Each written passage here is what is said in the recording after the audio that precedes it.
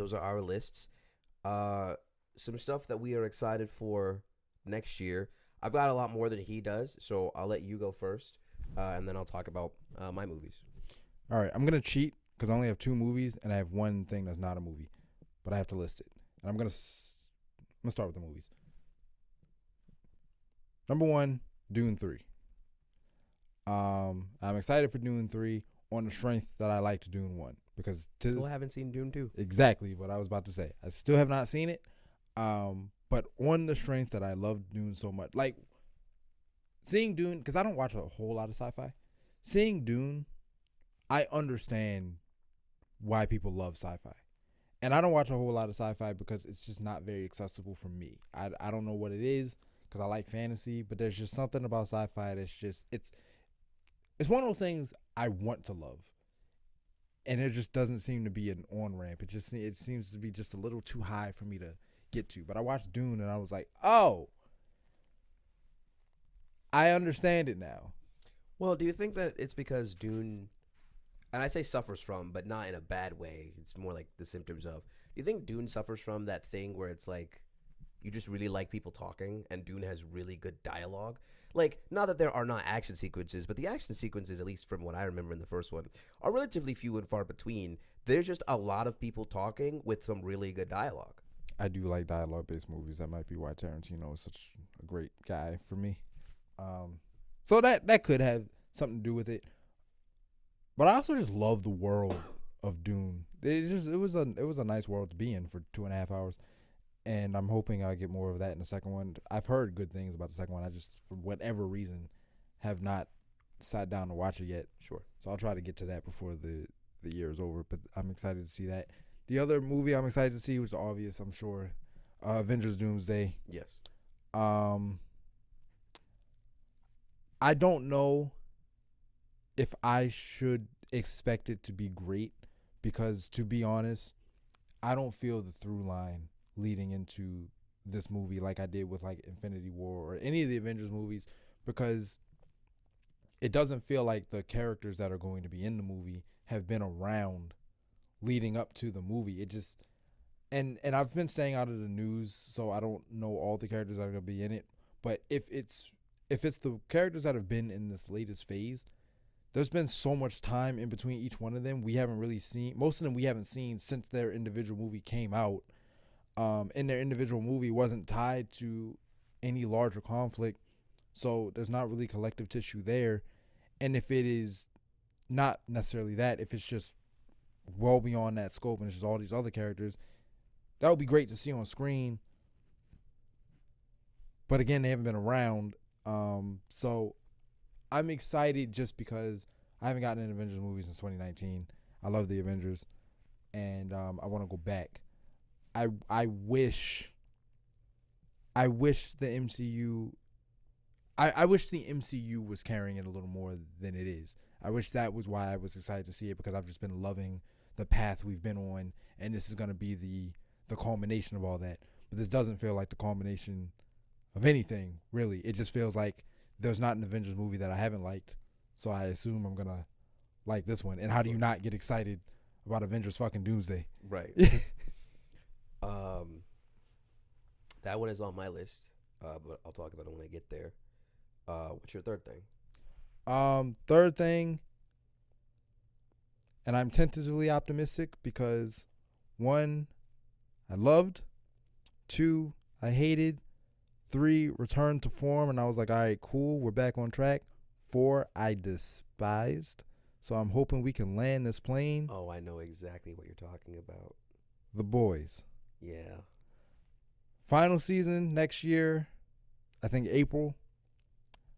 I just really want this thing to end well because I liked the comic, most of it.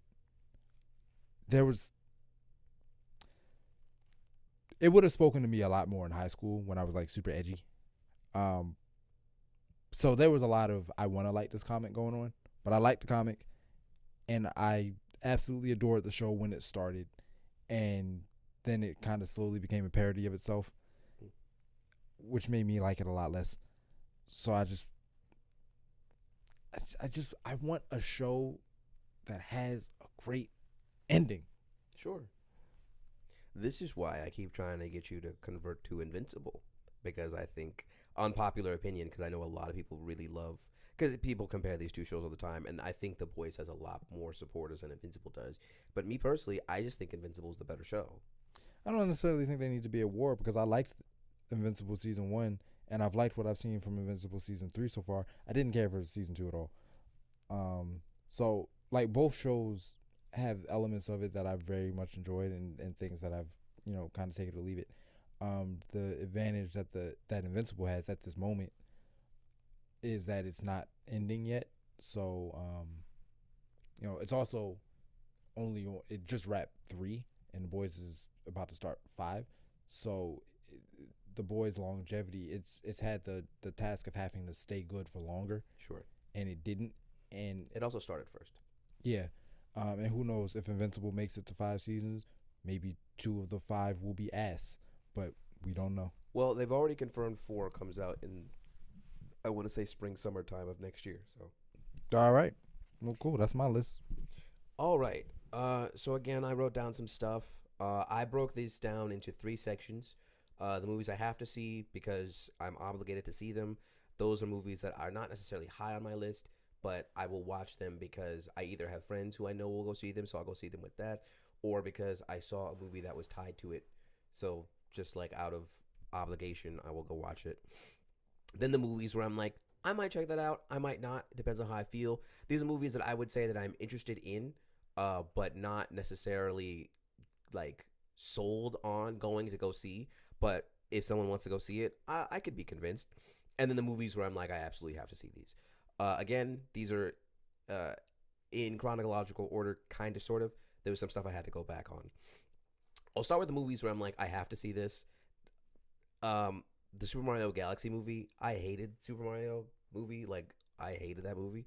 Mainly because Bowser is my favorite character in the Super Mario mythos. And they turned him into an absolute simp. And I understand that as the games have gone on, he's kind of fallen into that a little bit, specifically with Mario Odyssey, the whole wanting to marry Peach thing. But he's never been what Jack Black turned him into, what the writers turned him into, because it's not entirely Jack Black's fault. I hate what they did with Bowser, and I can't forgive that. And it doesn't look like he's going to be getting any better in this movie. I'm hoping Bowser Jr. is cooler because he kind of has the paint mechanic from Sunshine, but I hated that movie. But I know my friends are going to go see it, so I'm going to go see it with them. Next is Mortal Kombat 2. When I tell you I hated the way he feels about War of the Worlds is how I feel about Mortal Kombat 2019. That movie was so garbage. That movie was so terrible. That movie was so bad that I watched that and I like halfway through the film, I was like, what are we doing? Not just what are we doing? Why are we doing it? And the resolution to this movie is my favorite character, which is Scorpion. But the problem is that they make the main character, who is this dude named Cole, the main character. And the problem with that is that Cole doesn't matter. And it's not because he doesn't matter because he's not part of the story. He's actually the central figure. He's what's leading the charge. Everyone else around him is so, like, they're just so much more important to the story than he is. That he really doesn't belong there. Now I know why he's there, because Warner Brothers was like, "Hey, why don't we give the audience a character to relate to?" The problem is that if you're going to do that, make the character good, and he just wasn't. Can we agree that Cole redeemed himself in Cobra Kai? If that were Cole, that wasn't Cole. That's not the actor? That's the actor, but that's not him. That's what I mean. Like, can we agree that the guy, like, at least that's not the only thing on his resume that he can point to? Sure. I'll give him that. But like in Cobra Kai, I was like, oh, where was this? Yeah, where was that guy? Right. I was like, oh, this is the guy. Ugh, I was disgusted. The 3 other have to movies.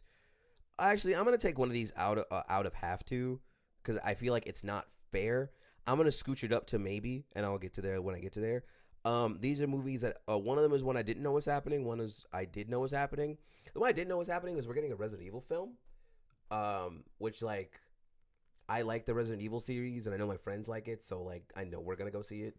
I'm not particularly interested in it, mainly because if they're going to do Resident Evil in the action style that the games have been progressing in, then I care less about it because I always care about Resident Evil more when it's horror oriented.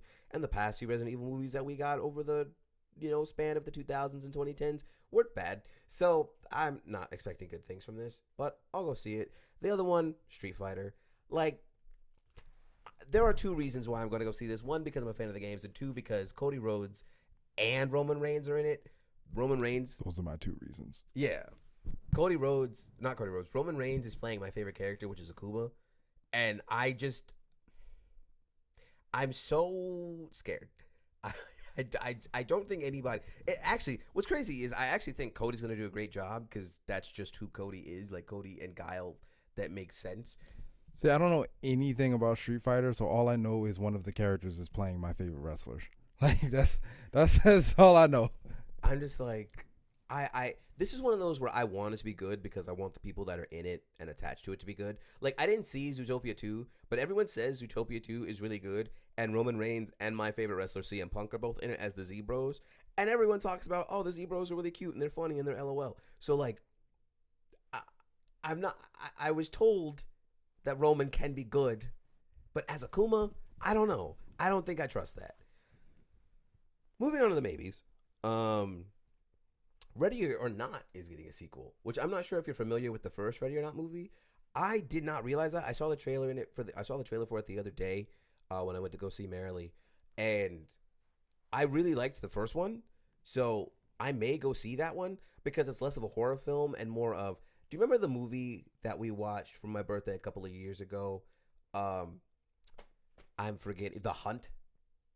It's kind of in the same vein as that, if you've ever seen that. So like I kind of like those kinds of movies, so I would check that out. The other maybe I have is He-Man is getting a movie, or specifically Masters of the Universe, which I'm kind of interested in that because I like action figure movies. I know we have some debates about the Transformers movies. I understand his gripes because he's a very big Optimus Prime fan, and he says that in those movies that is not Optimus Prime. And I suppose anybody with a deep history of the Transformers movies can accept that, or maybe not accept that. They will agree with that. Me personally, I watched whatever the anime was that ran on Cartoon Network. Help me out here. That sounds like Armada. That's specifically the one that's the anime. No, that's Cybertron. Well, so Armada and Cybertron and Energon, like the Unicron trilogy was made in an anime 3D hybrid style. Well, it wasn't 3D at all. That's what I'm saying. It was strictly anime, okay, like drawn from Japan. So it's got to be Armada then. Okay. That's the one I watched growing up as a kid. And then I saw the movies, and I was like, oh, this is cool. I like this. I absolutely love the ending of Transformers 3, much to his chagrin. So I love them. And I really liked Rise of Beasts. He has gone back and watched that a second time. I have not, so he says it's not as good as we remember it. But I really liked it. And I liked the first G.I. Joe movie. So I kind of have a thing for action figure movies. I think they can be done well, depending. If nothing else, they're at least kind of cheesy. So I want to check that one out. The other maybe I have on here, and this is strictly a maybe because I hope it's not in the same vein as Joker. Clayface is getting a film. And I think that there's so much you can do with that concept. I hope it's not in the same vein as Joker because I think I correct me if I'm wrong. I think we disagree on this. I'm not really a fan of either Joker movies, but specifically because I haven't seen the second one. I'm not particularly a fan of the first one. I just think that Arthur Fleck is a wholly uninteresting character, and I think the way that that movie is like portrayed and talked through, it's just it's serviceable at best, but it didn't move me at all. Um, so it's not really like it's okay, you know. But I do want to see. I would be interested in seeing the Clayface movie because as an actor, I would love to see how they kind of tackle that. Assuming it's not in the same vein as the Joker movies, because if it is, then that kind of detracts from how interested I am in seeing it. And then the last maybe that I have, which was a have to, but I'm bumping it up, is and we talked about this a little bit, not on the podcast, just as we were looking at movies.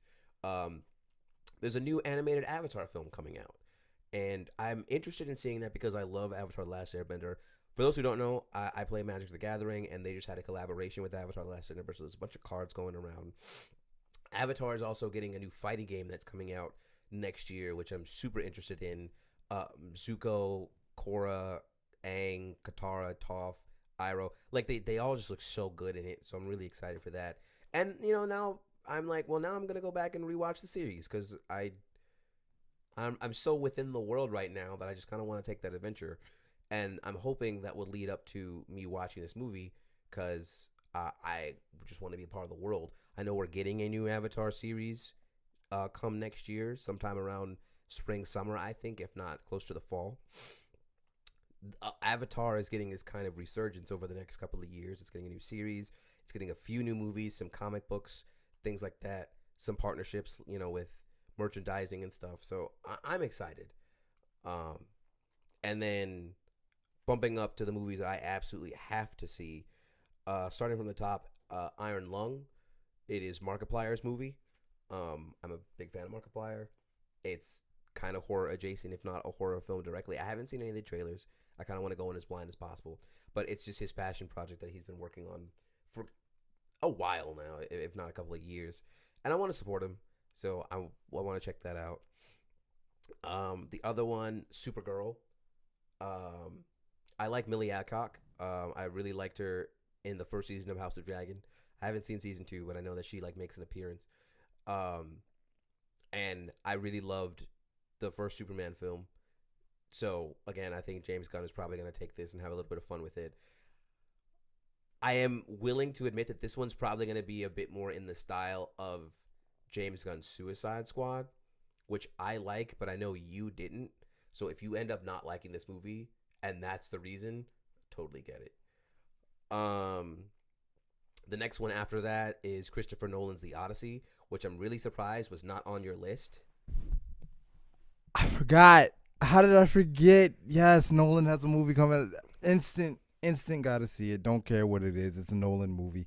I mean, I know what it is, but wouldn't care if it wasn't the. Yeah. Yeah. Yeah. I had made the complaint that why are we not starting with the Iliad, but he had then said to me because no one read the Iliad, and that's just the answer. So that's fair.